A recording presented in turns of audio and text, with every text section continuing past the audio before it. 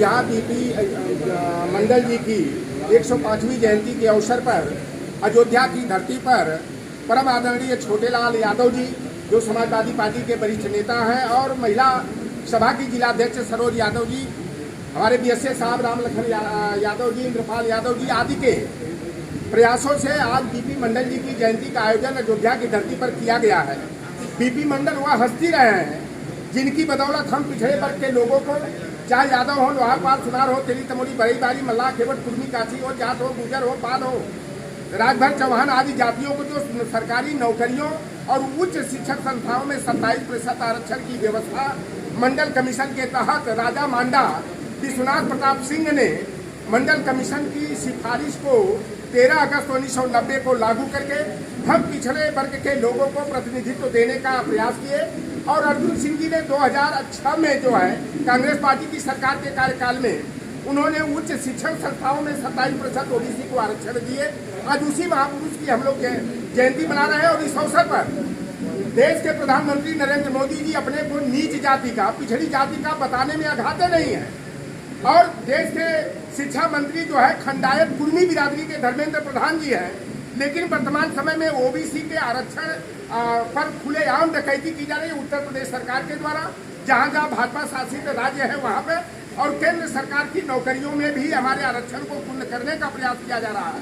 हमारी आपके चैनल से मांग है कि अगर देश के प्रधानमंत्री सचमुच में ओबीसी है तो बीपी मंडल और मंडल मसीहा विश्वनाथ प्रताप सिंह की जयंती के अवसर पर अवकाश घोषित करने के साथ साथ इन दो महान विभूतियों को जो है भारत रत्न दे करके जो है पिछड़े वर्ग जिनकी आबादी आज की डेट में 82 करोड़ है, उनको सम्मान देने का काम करें।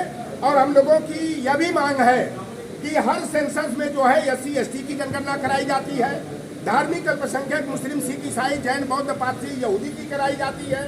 भारत सरकार और राज्य सरकारें कछुआ की, घड़ियाल की, मगरमच्छ की, डॉल्फिन की, शेर, भालू, बंदर आदि की कराती है, हिजड़ों और जानवरों की जनगणना कराती है, तो आखिर ओबीसी की जनगणना क्यों नहीं? 5 जून 2018 को लोकसभा चुनाव में ओबीसी को लुभाने के लिए, ओबीसी का वोट हथियाने के लिए तत्कालीन गृह मंत्री राजनाथ सिंह जी ने संकल्प लिया था। सेंसस कमिश्नर और RBI विभाग के अधिकारियों की मौजूदगी में मीडिया को संबोधित करते हुए कि सेंसस 2021 में हम ओबीसी की जातिवार जनगणना कराकर 2024 तक आंकड़े घोषित करेंगे। राज्य मंत्री नित्यानंद राय के माध्यम से सुप्रीम कोर्ट में हलफनामा डलवा करके यह कह दिया कि हम ओबीसी की जनगणना कराने में असमर्थ है। यह भारतीय जनता पार्टी वोट के लिए तो ओबीसी को, SC/ST को हिंदू कहती है, लेकिन जब अधिकार और सम्मान देने की बात आती है तो OBC/SC के साथ जो है दोयम दर्जे का सौतेला व्यवहार करती है। और भारतीय जनता पार्टी समय समय पर यह कहती है कि असली सामाजिक न्याय वाली पार्टी जो है ओबीसी है। और देखा जाए तो केशव प्रसाद मौर्य हो उत्तर प्रदेश में, चाहे स्वतंत्र देव सिंह हो, चाहे चौधरी लक्ष्मी नारायण जी हो, चाहे चौधरी भूपेंद्र सिंह हो, धर्मपाल सिंह लोधी हो, अनिल राजभर हो, धर्मपाल सिंह सैनी हो, और बाहर से भारतीय जनता पार्टी से गलबहियां करके चलने वाले ओम प्रकाश राजभर और निषाद पार्टी के मुखिया संजय निषाद और अनुप्रिया पटेल हैं। ये परिवारवादी जो पार्टियां हैं, ये पिछड़े वर्ग के हितों के प्रति सचेत नहीं है। भारतीय जनता पार्टी, अभी मैं बता दूं कि 170 करोड़ रुपया BHU में, केंद्रीय विश्वविद्यालय है, हॉस्टल निर्माण के लिए आया। अगर 2 लाख में एक कमरा बनता तो 7,500 हजार कमरे बनते, लेकिन ओबीसी को हॉस्टल में जो है प्राथमिकता नहीं दी जा रही है। अभी लखनऊ में केंद्रीय विश्वविद्यालय बाबा साहेब भीमराव अम्बेडकर यूनिवर्सिटी है, 403 PhD के लिए विज्ञापन आया, लेकिन ओबीसी को 109 पद मिलना चाहिए। भारतीय जनता पार्टी ने अपने असली चेहरे को उजागर कर दिया है। 2024 के चुनाव में 2 विचारधारा की लड़ाई है, एक देश को तोड़ने वाली, एक देश का निर्माण करने वाली। एक विचारधारा मंडल विरोधी है, सामाजिक न्याय के विरोधी है, जो लोकतंत्र और संविधान पर खतरा पैदा करते जा रही है। और दूसरी तरफ इंडिया का जो गठबंधन है 26 दलों का, वह सामाजिक न्याय के मुद्दे पर, लोकतंत्र और संविधान को बचाने के संकल्प के साथ जो है 2024 में समर में उतरेंगे।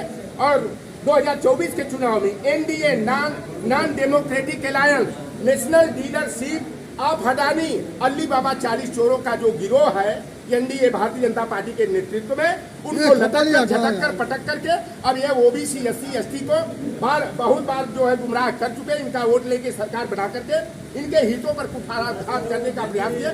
हम मंदिर बने, हमें मंदिर से एतराज नहीं है। हम तो चाहते हैं कि मंदिर की जगह यूनिवर्सिटी बने, हॉस्पिटल बने, जनता जन कल्याण के लिए योजनाओं को इजाद किया जाए। लेकिन भारतीय जनता पार्टी केवल धर्म की घुट्टी पिला करके हमारे ओबीसी एससी एसटी को छलने का काम करती रही है। लेकिन अब उसका छलावा काम नहीं आएगा। 2024 के चुनाव में नरेंद्र मोदी की, भाजपा की, आरएसएस की विदाई होगी और इंडिया की सरकार बनेगी।